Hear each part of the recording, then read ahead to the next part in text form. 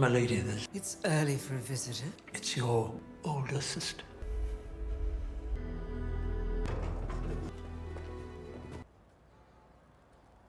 You look well, little sister. I No. won't trouble you for tea. I would use my old room if it's open. Jonas, bring up a Gildan and Red from the cellar. Been decades, Moiraine. Sit. Have some tea. Perhaps lunch.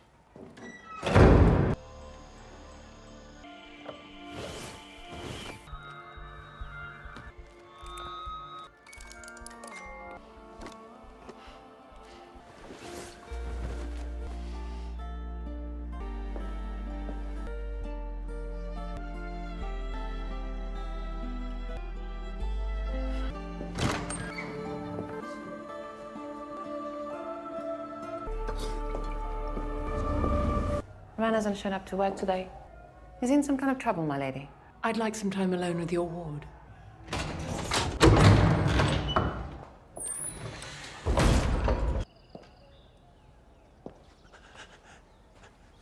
I should kill you where you stand.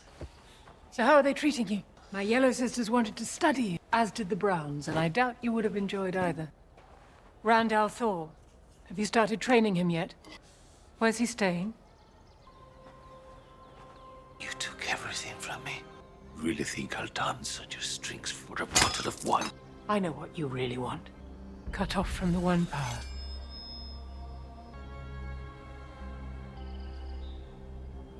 You help me, and I'll help you. The Foregate, the Crescent.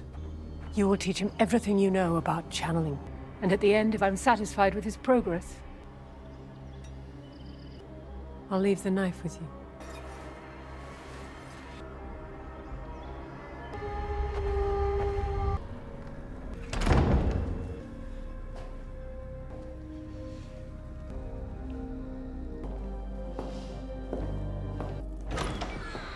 I've had a long day. If you want me to apologize for leaving, I won't. And Aes Sedai cannot lie. You had your work, and I had mine.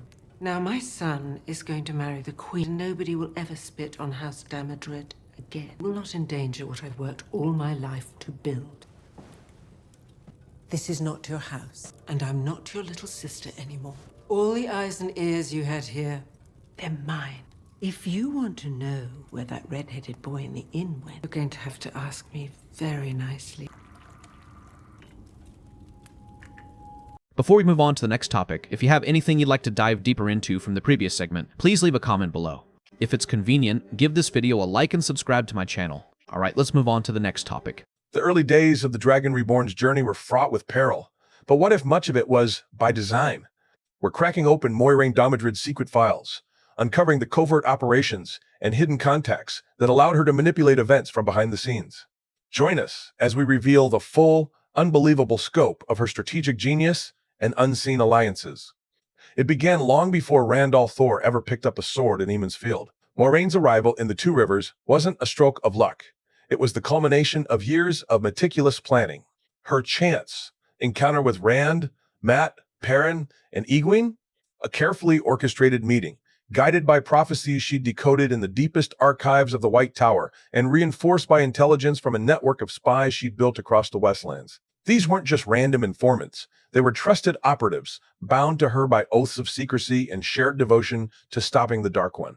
Some were innkeepers who passed coded messages in tankards of ale. Others were wandering peddlers who mapped dangerous roads and identified Darkfriend cells. And a few were even Aes Sedai of lesser rank, quietly feeding her information without the Amirlan seat's knowledge. Moiraine's secret files, scrawled in ciphered old tongue on parchment treated to resist fire and water, reveal a mind that thought decades ahead. She'd anticipated the Dragon Reborn's fragility, the chaos of his awakening, and the inevitable hunt by the Dark One's minions. One entry, dated 3 years before Emond's Field, details her plan to isolate Rand from the White Tower's infighting. The dragon must not be shaped by factional greed. He needs freedom to grow, but not freedom to fail.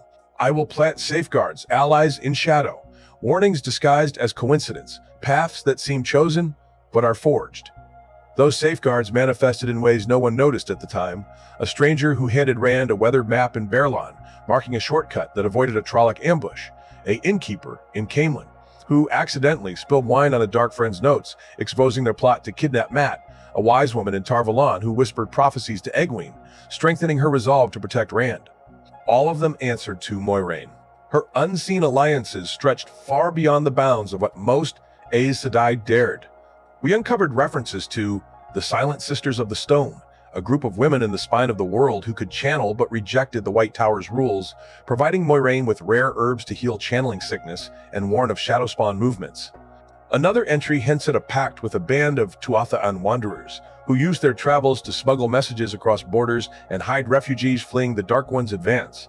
Most shocking of all, a coded reference to Lioness of Cairhien, suggesting Moiraine had secretly aligned with a faction of Cairhienan nobles loyal to her family, who used their wealth to fund her operations and discredit Darkfriend sympathizers in the royal court. These alliances weren't born of friendship. They were forged in necessity, each party bound by a shared terror of the Dark One's return, and each unaware of the full scope of Moiraine's plan. What makes her manipulation so breathtaking is how invisible it was. She never pulled strings openly. She nudged events, planted seeds, and trusted in the momentum of prophecy. When Rand and his friends fled Eamon's Field, they thought they were running from Trollocs. But Moiraine had ensured their escape route led them straight to Lord Agelmar in Shienar, a man she'd already primed to believe in the Dragon Reborn. When Mat fell deathly ill from the Shadar Logoth dagger, Moiraine discovered a cure in a forgotten text, not by chance, but because she'd spent months tracking down the rare ingredients and coordinating with a wise woman in Tar Valon to brew it. Even her decision to travel with Lan Mandragoran, the legendary warder, was a strategic masterstroke. Lan's reputation as a warrior deterred attackers, his connection to the borderlands provided access to vital intelligence, and his unwavering loyalty ensured she had a protector who would never question her motives. But Moiraine's genius came with a terrible cost. Her secret files are dotted with notations of lost operatives who were captured and killed, allies who sacrificed themselves to protect her secrets, and the slow erosion of her own standing in the White Tower. She knew the Emerald Seat and other Aes Sedai distrusted her obsession with the Dragon Reborn, so she worked in the shadows, risking excommunication or worse, to do what she believed was right. One haunting entry, written after a spy in Tyr was executed, reads, "The cost is heavy, but the alternative is endless night. Let them call me traitor if they must, so long as the dragon rises." As we delve deeper into her files, we uncover more questions than answers. Who was the mysterious Watcher in the Waste she referenced, who provided updates on the Shan-Shan invasion? What happened to the cache of powerful Angreal she hid in the Blight? And why did she never retrieve it? And most urgent of all, did she anticipate her own apparent